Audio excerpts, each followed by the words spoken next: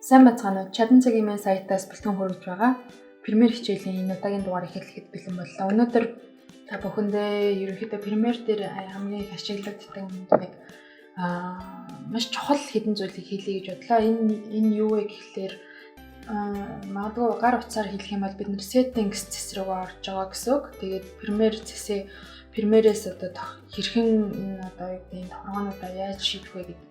Энэ дундаас хамгийн чухал юм нэг хэдгээнийг би та бүхэнд хэлээдгээ. Үлдний та бүхэн өөрсдөө бас ухаж энэ яад юм бол тэр нь яад юм бол гэдгийг ухаж ойлгох байхаа гэж бодож байна. За тэгээд эдгээр зэснээс preferences эндээс ингээд бид нэр Премьерийн энэ программын тохиргоог хийж болдог байгаа. Тэгээд за жишээ нь general гэдэг бид нар авъя.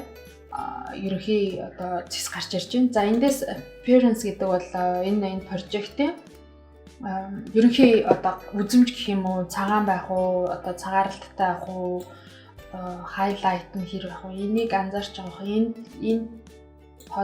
Энэ тодорлтыг танаар хараарай. Тодорчлаа. За гэх мэтчлээ. За энэ бол ерөнхийдөө appearance гэдэг одоо өнгө төрхнөл юмнууд байгаа. Энэ бол ажиллагаад бол нэг чухал биш байгаа. За энийг мэдсэн байхад гэмбүү. Яг тэгэхээр энэ аудио хардвер заримдаа бидний ингээд ямар чихвч оруулж байгаа. Энэ дуу чихвч бид нэр заримдаа компьютер руугаа одоо микрофон хийгээд ярих ч юм тохиолдол байдаг. Тэгэхээр зарим нэг USB оролттой чихвчнүүд компьютерт орсон юм ингээд дуун сонсогдох юм тийм тохиолдол байдаг. Эндээс тохиргоог нь хийж болно. За жишээ нь эндээс speaker одоо яг энэ юмны дараад ерөөхдөө оролдоод үзэх хэрэгтэй. Тэгээ хамгийн чухал зүйл гэх юм бол бидний project-ийн auto save гэдэг зүйл хамгийн чухал байгаа. Премьер суулгасны дараа энэ auto save-ийн every minute гэдэг нь 15 минут байдаг. Энэ нь юу хэлж байна гэх юм бол 15 минутанд нэг удаа энэ програм автоматар одоо save хийн хадгална гэсэн үг байна. Тэгээ энэ автоматар save хийж байгаа нь ямар хэрэгтэй вэ гэхээр бид нар энэ project-ыг бол минут секунд дойлоор юм хэмжиж хийдэг. Гэтэл 15 минутын дотор магадгүй компьютер унтрах үед 15 минутын дотор хийсэн зүйл нь устгах аюултай учраас энэ тохиргоог би бол 1 минутанд хийдэг. Хүмүүс одоо яаж хэдэн минутаар тохируулах нь тухайн хүний асуудал. Save хийх буюу project-ийн хийсэн зүйлээ хадгалж явна гэдэг бол хамгийн чухал байгаа. Яагаад гэвэл бид нар маш их бодож, маш их төлөвлөж, маш их одоо энэ тэндээс үйлдэл хийж эдгээрийг хийдэг учраас бид нар эндээ маш хянаар хандах хэрэгтэй байх нэ. За бид нар өөрөөр бас Ctrl S дараад Ctrl S-ээрээ бид нар save хадгалдаг байгаа. Энэний оронд ерөнхийдөө энэ евро 1 минут болгон дээр дүрс хадгалагдаж байх нь ер нь бол ашигтай гэсэн үг. Би мартсан тохиолдолд компьютер өөрөө хадгална гэсэн үг байна. Дараагийн нэг за энэ миний хамгийн дуртай хэсэг байна. Label.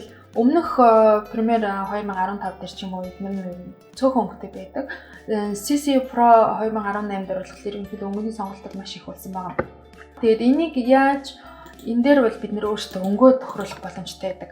Энэ ямар учиртай вэ гэхлээр бид нар тухайн видео за жишээ нь миний хийсэн видео энэ хэсэг дээр нь за дан одоо тагтааны хөл байлаа гэхэд бид нар энэ тухайн дүрсэн дээрээ маус хоёроо дарлаа label за lavender гэдэг. Уусаа өөрөө тийм юм за. За магадгүй шар өнгө гэж болж байна. За ингээд өнгө нь өөрчлөгдөж байгааг та бүхэн харж байгаа. Ингэснээрээ энэ ямар ач холбогдолтой вэ гэхлээр за энд маш олон ингээд дүрс өрөө тавьчихсан байгаа тохиолдолд за миний next дүрс бол энэ.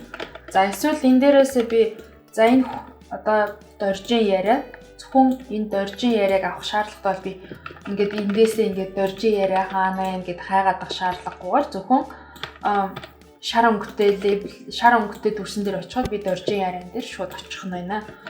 За жишээ нь эндээс дахиад өөр өнгөийг өгөөд за label 2. За жишээ нь ингээд цэгэр болчихжээ. За энэ бол за минь доржин ярианы сул дүрснүүд юм а гэж бодоход энэ цэгэр дээр нь ингээд авчиж болж байна. За тэгээд гэх мэтчлэнгээр бид нар дорж цэлмэг одоо юу гэдэг бүх хүмүүсийн дүрсийг энэ одоо эхний өдрийн дүрс, 2 дугаар өдрийн дүрс, 3 дугаар өдрийн дүрс гэдэг ерөнхийдөө монтаж хийж байгаа хүмүүс өөрсдөө онцлог ялгаагаар ингээд тэмдэглэдэг байгаа. Энэ левел бол миний хувьд маш чухал тэмдэглэгээ гэж би боддتي. За өшөө нэг жишээ харуулхад би одоо өмнө өөрийнхөө хийжсэн нэг прожект дээр харуулъя.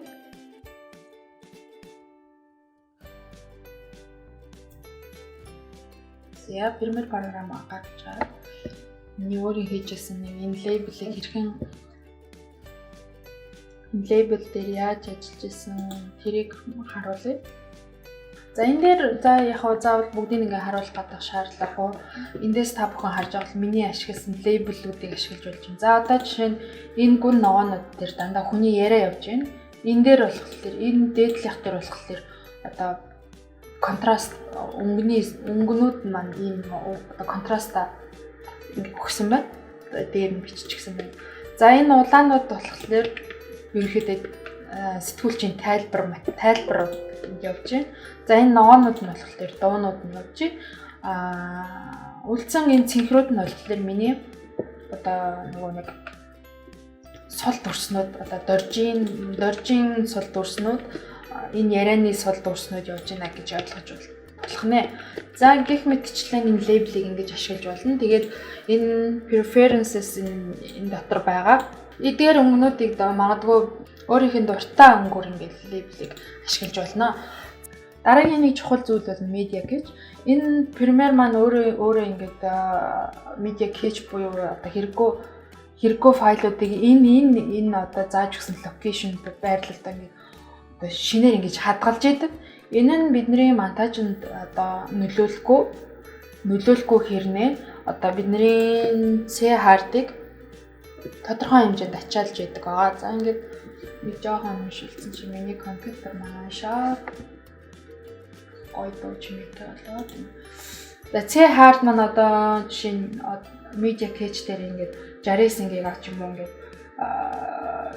энэ дээр одоо илүү файлууд байгаа. Би энэ media cache-ийг устгах юм. Энэ дотор байгаа илүү хадгалагдсан дүрс юу гэдэг юм. Тэр зураг энэ болгоныг би эндээс устгаж болно. За жишээ нь ингээд бид нар энийг чагтлаад эндээс устгаж болно. Ер нь бол энэ тохиргооны preferences гэдэг энэ хэсгийн одоо тохиргоонуудыг бол та нар өөрсдөө ингээд маш сайн судлах хэрэгтэй. Ямар үед юуг ашиглаж болдог вэ гэдгийг бас YouTube-ээс ч юм уу хараад ойлгочих. Ерөнхийдөө Premiere програмынхаа ерөнхий өнгө төрхийг агуулгыг ойлгоцсон тохиолдолд энэ бусад юмнуудыг бол бид нэр YouTube-ээс хараад ашиглаад суралцах боломжтой байгаа.